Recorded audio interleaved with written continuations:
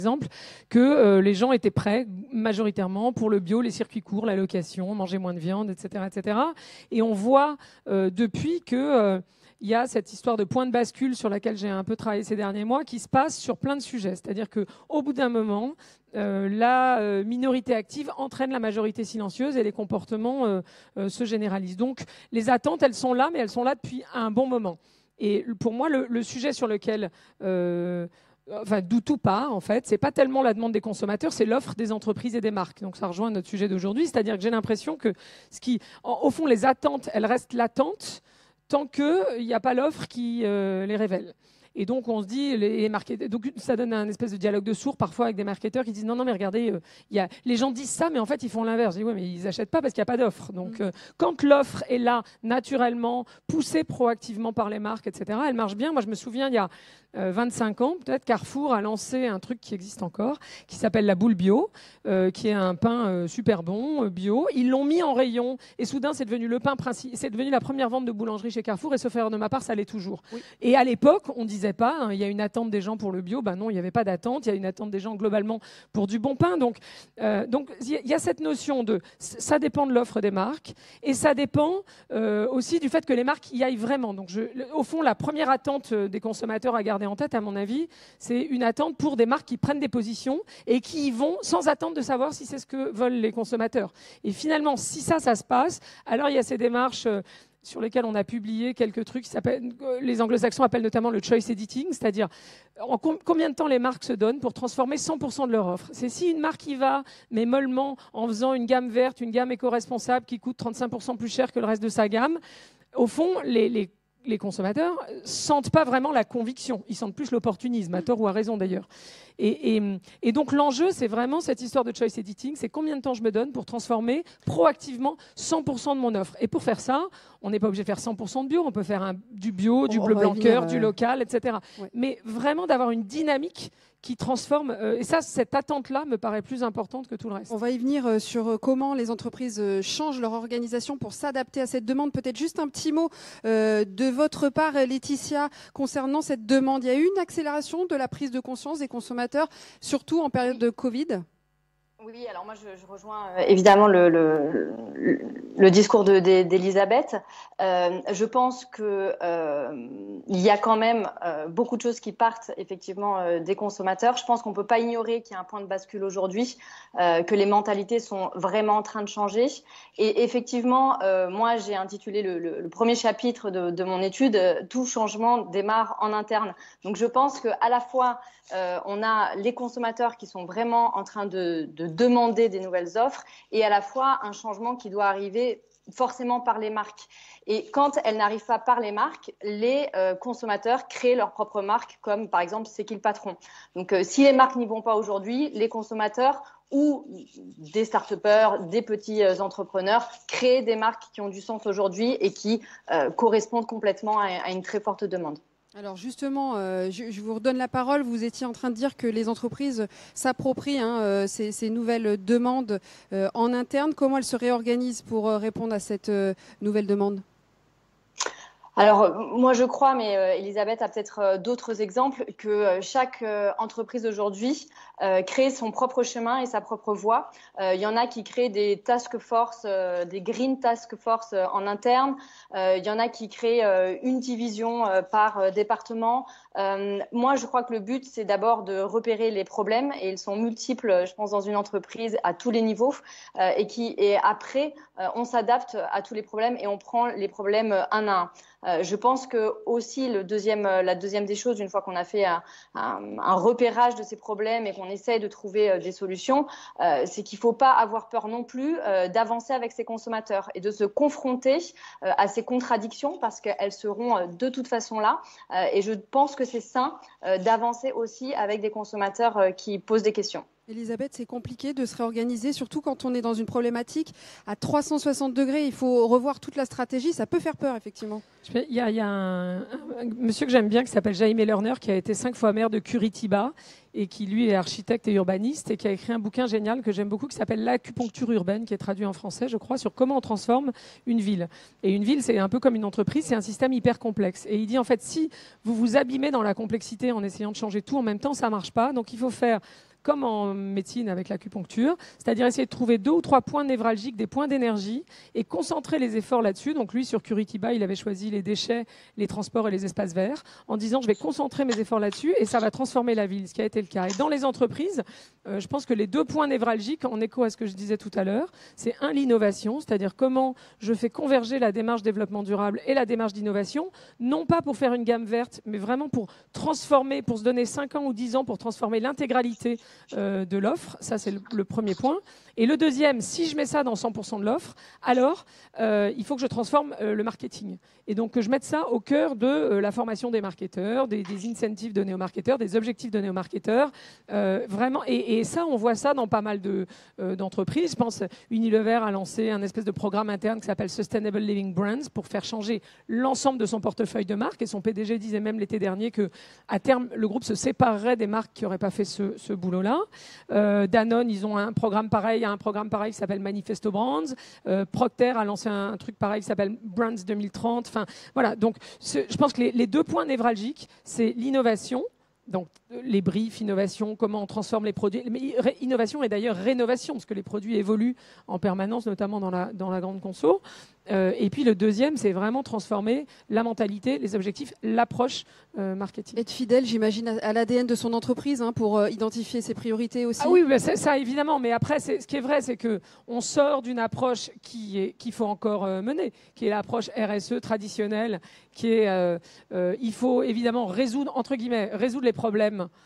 Donc faire ce que nous on appelle du less bad, la RSE 1.0, c'est-à-dire qu'évidemment tous les problèmes qui se posent, il y a trop d'emballage, il y a un ingrédient toxique potentiellement, il y a une matière première qu'on achète dont le sourcing n'est pas top en termes d'agriculture, d'impact, de pesticides, de je ne sais quoi.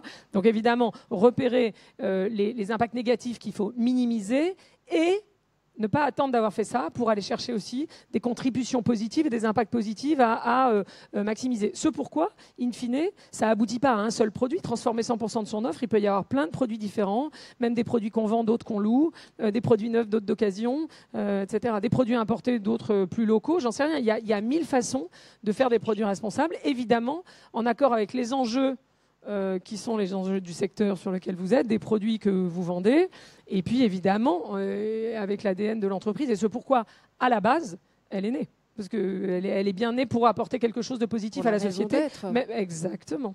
Voilà, alors la raison d'être de l'entreprise. Laetitia, on va justement plonger dans cette guerre des nouvelles offres, des nouveaux produits. Je parle de guerre, mais on est un peu là-dedans. Comment on va innover vers de nouveaux produits beaucoup plus compétitifs, avec des valeurs, avec plus de sens. Justement, la notion de valeur, elle change. Qu'est-ce que c'est que ces nouvelles offres, et ces nouveaux produits ?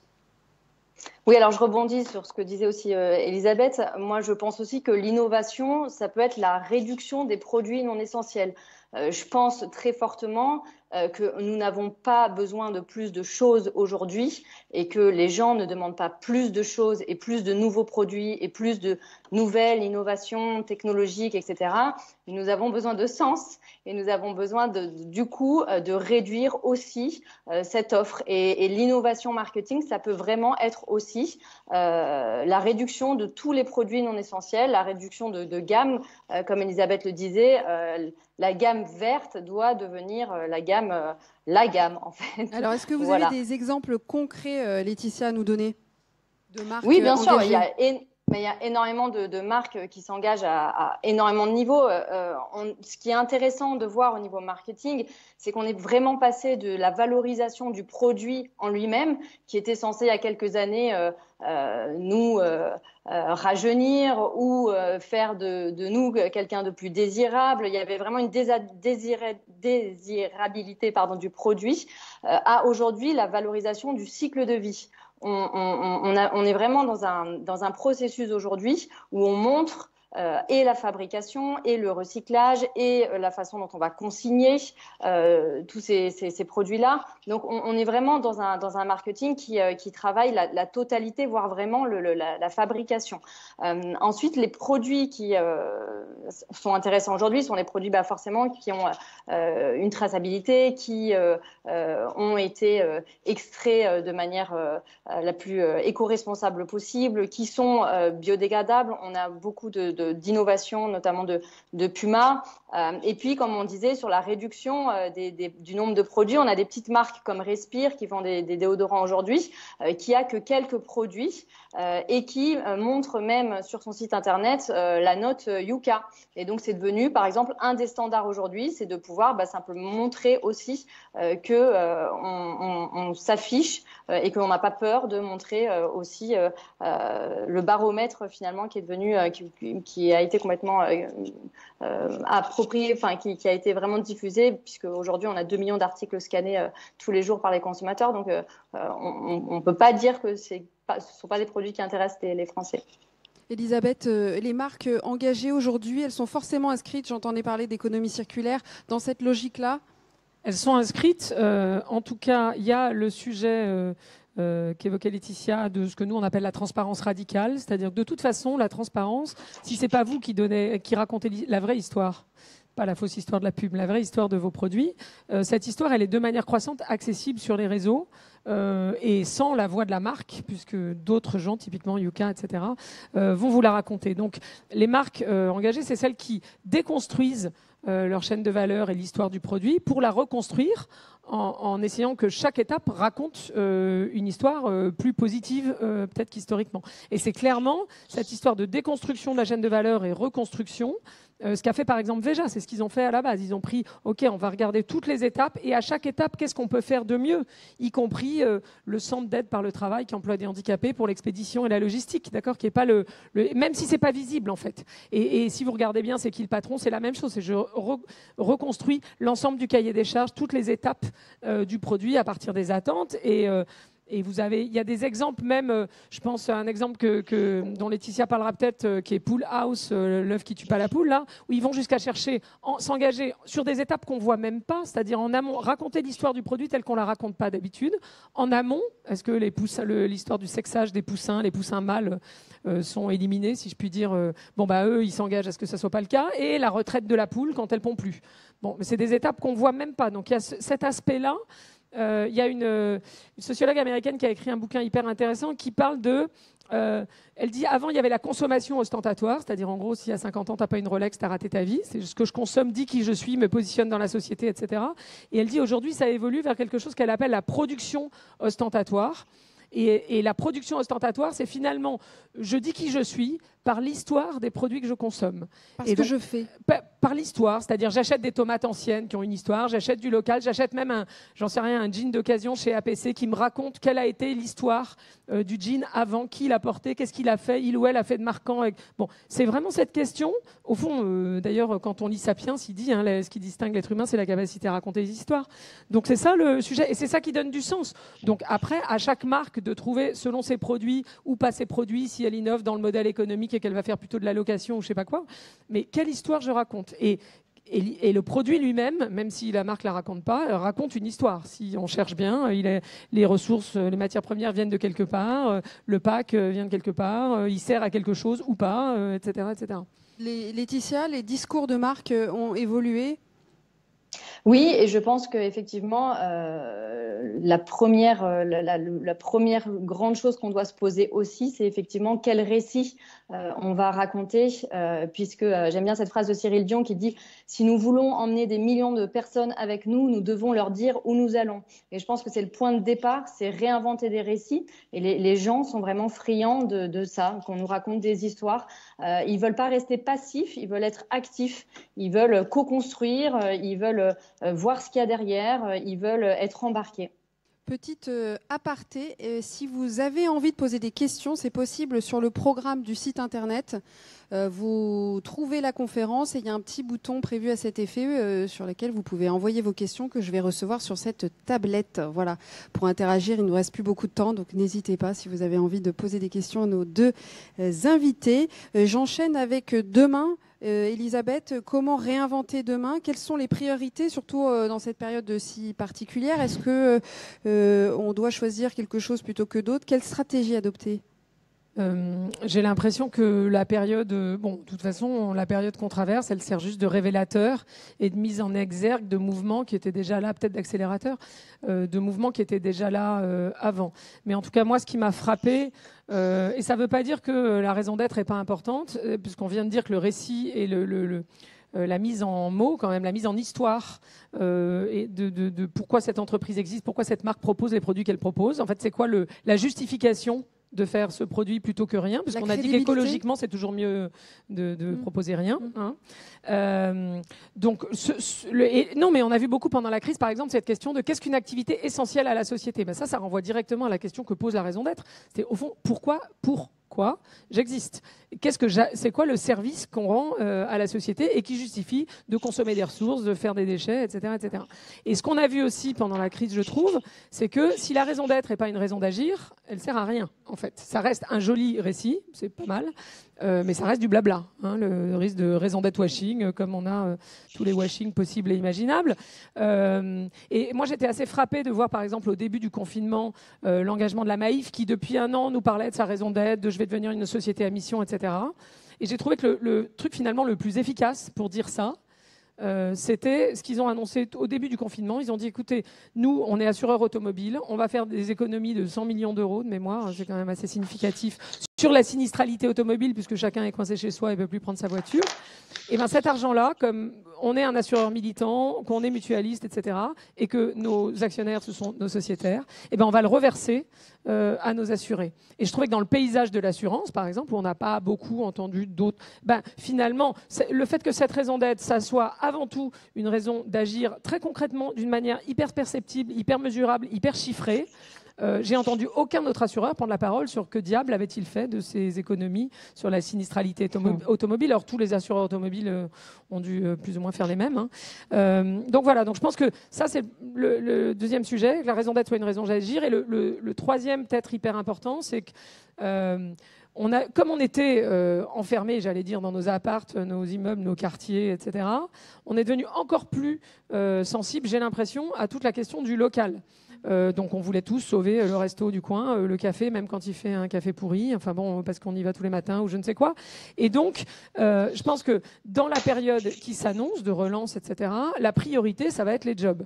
D'accord ? Ça va être la relance économique et que la transition écologique, d'une certaine façon, ça rejoint la question sur l'économie circulaire, n'arrivera à s'imposer de manière pérenne que si elle est aussi une réponse aux questions économiques, aux questions de relance, de création d'emplois, etc. Et là, ça tombe bien parce qu'il y a plein de volets de la transition écologique, notamment l'économie circulaire, mais les énergies renouvelables, la rénovation, etc., qui sont aussi des sujets de relance économique locale. Nous, on bosse beaucoup chez Utopie sur cette question de l'économie locale. On sait qu'un tiers des écarts de prospérité entre les territoires s'explique par le dynamisme de l'économie locale.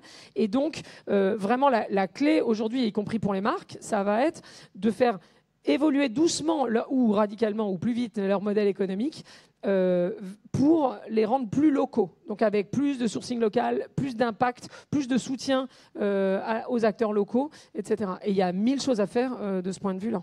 Laetitia, il y a 1000 choses à faire, notamment des synergies, hein, c'est ça? Comment vous appelez ça? Des je pense qu'il faut passer à la co-responsabilité, de l'éco-responsabilité à la co-responsabilité. C'est-à-dire qu'aujourd'hui, chacun essaye effectivement de trouver des réponses à son niveau, mais on sait que le challenge qui nous attend est un challenge collectif.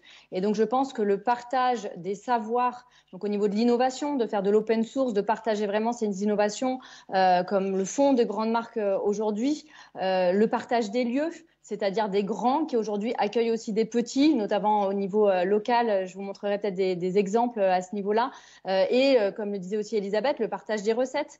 C'est vrai que la Maïf l'a fait, c'est qu'il patron aussi a ouvert un fonds d'investissement. Il y a vraiment un besoin aujourd'hui de partager et de rentrer dans cette ère de la co-responsabilité. Alors j'ai quelques questions déjà pour vous. Merci déjà pour m'avoir envoyé ces questions très intéressantes. Première question, quel avenir pour les marques avec un business model non compatible avec la RSE, le développement durable, comme Philip Morris par exemple? Très bonne question, merci. Oui, enfin moi, je pense qu'il y a, si on cherche bien, on va trouver les mines antipersonnelles. Ça me paraît compliqué quand même mais d'une certaine façon, Philip Morris, ça me paraît moins compliqué. C'est-à-dire qu'au lieu de se diversifier pour faire d'autres business où les gens ont une addiction, comme l'alcool, etc. Je trouve que ça aurait été. J'avais eu une discussion, c'était pas eux, c'était British American Tobacco il y a peut-être 20 ans. En disant il faut que ce soit vous qui développiez les programmes pour faire arrêter de fumer, potentiellement les cigarettes entre guillemets électroniques ou autres, ou n'importe quoi, les chewing-gums. Enfin, je comprends même pas pourquoi historiquement c'est pas eux qui ont pris ce sujet-là.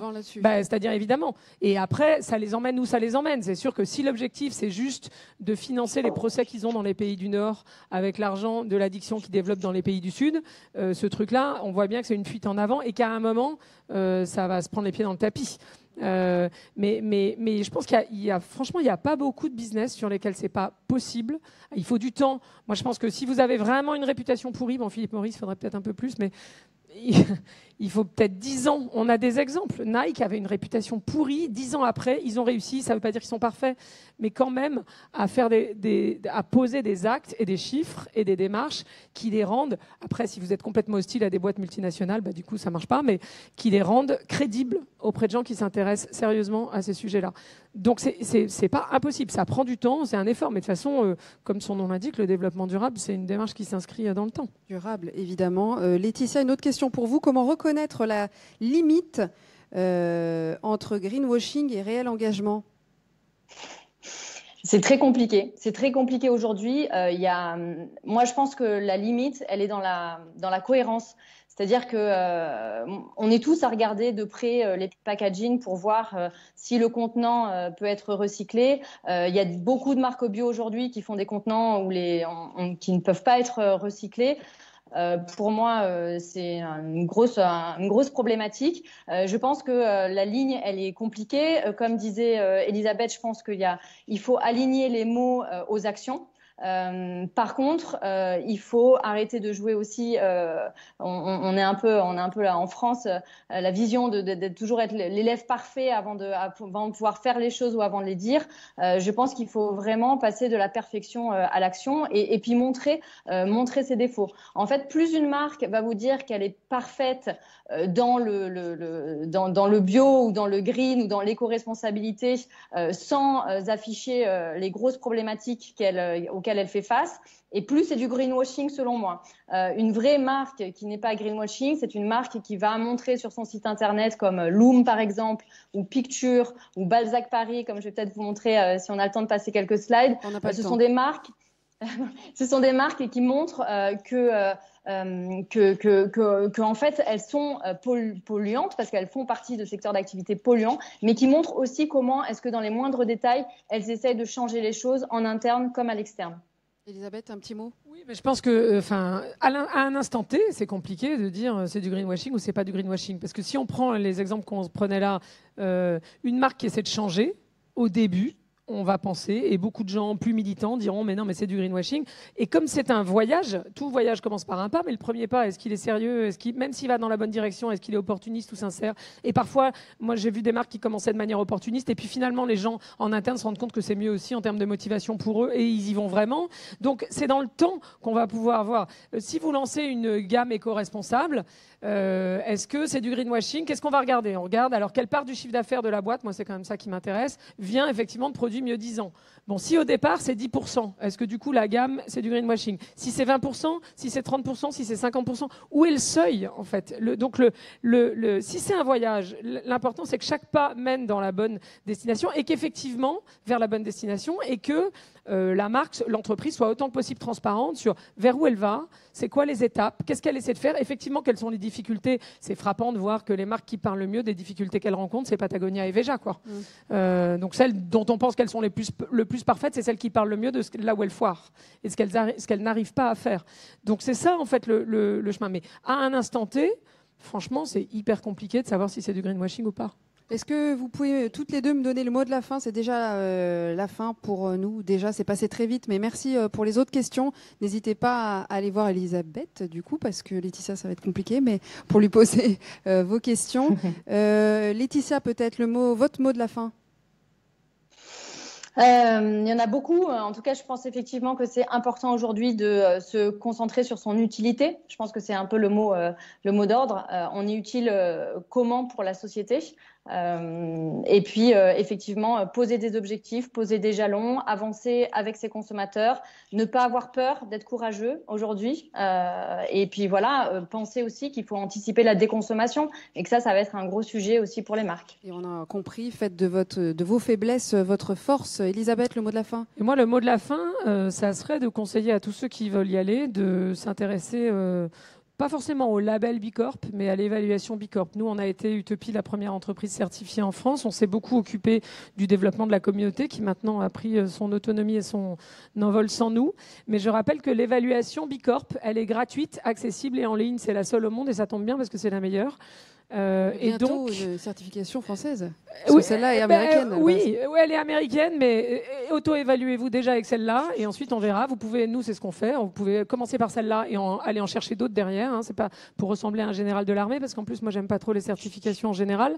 Mais le truc, c'est que faire cette évaluation, cette auto-évaluation, d'abord, ça coûte rien, donc ça fait même pas des jobs de consultant, et deux, ça vous apporte énormément de choses.